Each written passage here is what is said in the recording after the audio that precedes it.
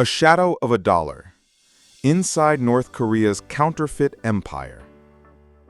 What if I told you that in a secret facility, hidden away in one of the most isolated countries on Earth, there exists a factory that doesn't produce weapons or electronics, but something far more destabilizing. A factory that prints money. Not their own currency, but the most powerful and trusted currency in the world, the United States dollar. And these aren't just cheap copies you could spot from a mile away. These are fakes so perfect they have fooled banks, governments, and experts for decades. This is the story of the supernote. A counterfeit so flawless, it challenges the very idea of what is real and what is not. Today, we go inside North Korea's dollar factory, the legend of the supernote. The story begins not with a whisper, but with a shock to the global financial system. In the late 1980s, high-quality counterfeit $100 bills began appearing around the world. These were not the product of a small-time criminal with a good printer. These notes were different. They had the right feel, the correct weight, and they passed many of the standard detection tests. Law enforcement officials and financial experts were baffled. They nicknamed these fakes the supernotes. The level of sophistication was so high that suspicion immediately fell not on a criminal gang, but on a state-sponsored program. All evidence, gathered over years of painstaking investigation, pointed to one place: the secretive Democratic People's Republic of Korea, or North Korea. The secret ingredients: paper and ink.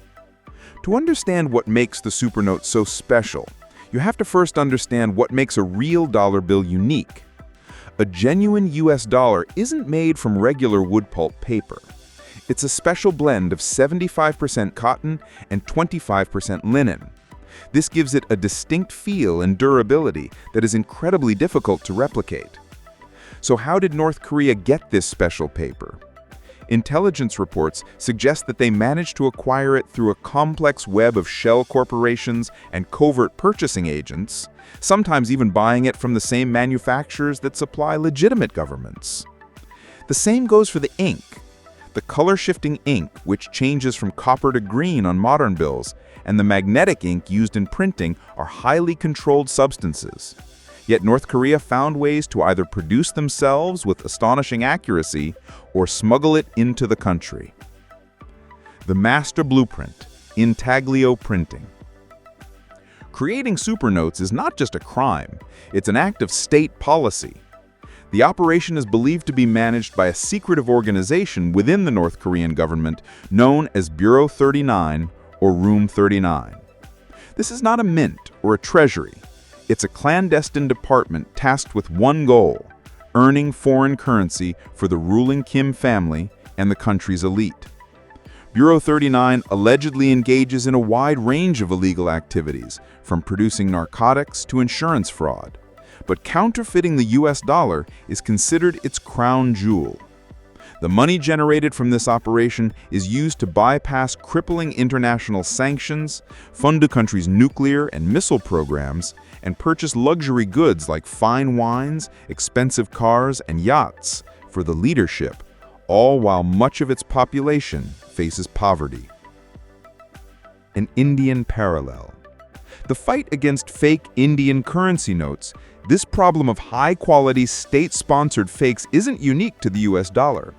In India, the country has for decades battled a similar threat known as FICN, or fake Indian currency notes. For years, extremely high-quality counterfeit 500 and 1,000 rupee notes flooded the Indian economy. These fakes were not just used for financial gain, they were seen as a tool of economic terrorism designed to destabilize the Indian economy. Indian intelligence agencies have often traced the source of these high-grade fakes to sophisticated printing presses in neighboring countries, suggesting a state-sponsored effort to undermine India's financial system. This problem became so severe that in 2016, the Indian government took a drastic and historic step: demonetization. In a surprise announcement, the government declared that all existing 500 and 1,000 rupee notes would no longer be legal tender. The goal was to make all the hoarded counterfeit currency and undeclared black money instantly worthless. This massive exercise, which affected over 1 billion people, highlights the extreme measures a nation is willing to take when the very trust in its currency is under attack by sophisticated counterfeit operations, mirroring the challenge the U.S. faces with the supernote. The global distribution network. Once printed, how do these supernotes enter the global financial system? The methods are as sophisticated as the notes themselves. North Korean diplomats, who often have diplomatic immunity and are not subject to the same level of baggage checks, have been caught distributing the counterfeit currency. The notes are also funneled through international organized crime syndicates, from the Irish Republican Army to the Triads in Asia. These groups would buy the supernotes from North Korea at a fraction of their face value, say $30 to $40 for a fake $100 bill, and then introduce them into circulation, making a handsome profit. This network ensures the fake money spreads far and wide, making it incredibly difficult to trace back to its origin.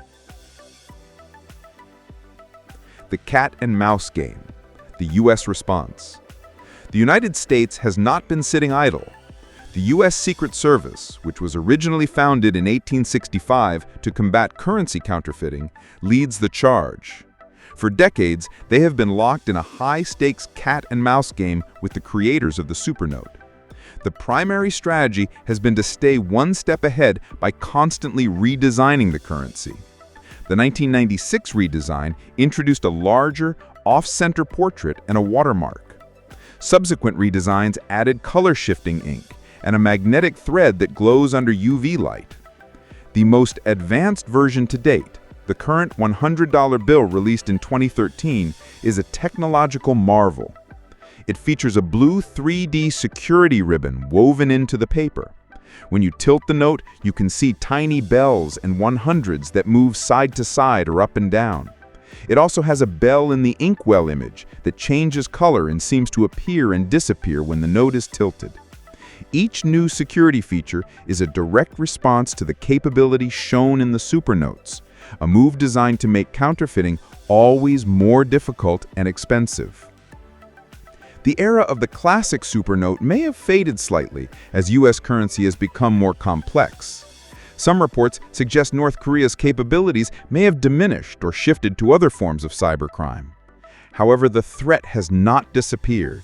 The knowledge, the equipment, and the motivation still exist. The story of the supernote is more than just a tale of fake money. It is a profound lesson in geopolitics, economics, and trust.